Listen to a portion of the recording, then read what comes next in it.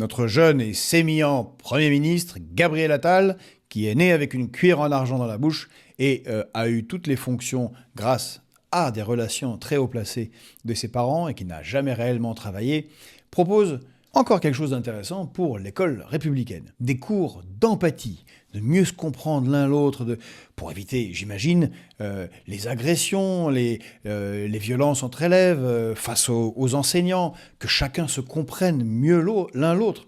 Très très bonne idée. Bon, encore faudrait-il trouver des enseignants pour les cours normaux, mais bon, visiblement, il doit en avoir sous la main pour des cours d'empathie. Mais alors, c'est intéressant parce que il faudrait peut-être que le gouvernement et lui-même, et puis surtout Emmanuel Macron, en premier lieu, aient des cours d'empathie. Car on n'a pas vu tellement d'empathie avec le mouvement des Gilets jaunes. Beaucoup d'arrestations, beaucoup de yeux perdus, beaucoup de gens gravement blessés, beaucoup de matraquages. On n'a pas vu beaucoup d'empathie avec 92% des actifs français travaillant qui étaient contre la réforme de retraite. Aucune empathie. 75% des Français étaient contre. Visiblement, l'empathie, on n'a pas trop vu. Et les chômeurs? Ah oui, les chômeurs, vous savez, ceux qui n'ont qu'à traverser la rue. Tous ces gens qui sont des riens. Où elle est l'empathie, là? Il n'y a pas beaucoup d'empathie. Et la sécurité sociale que Bruno Le Maire veut défaire. Bruno Le Maire, qui lui aussi a une cuillère en argent, qui est marié à une noble, Madame de Bazignan.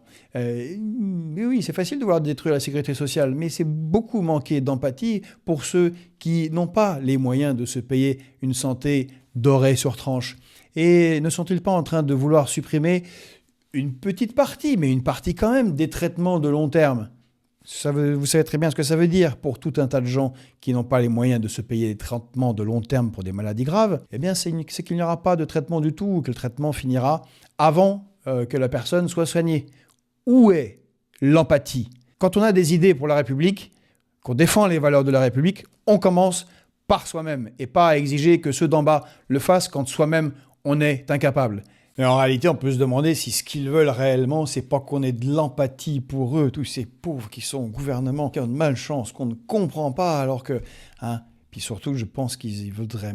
Et puis surtout, je pense qu'ils aimeraient beaucoup qu'on ait de l'empathie pour eux quand ils sortiront de leurs fonctions et que le peuple leur demandera des comptes. Pas certain qu'on en ait beaucoup.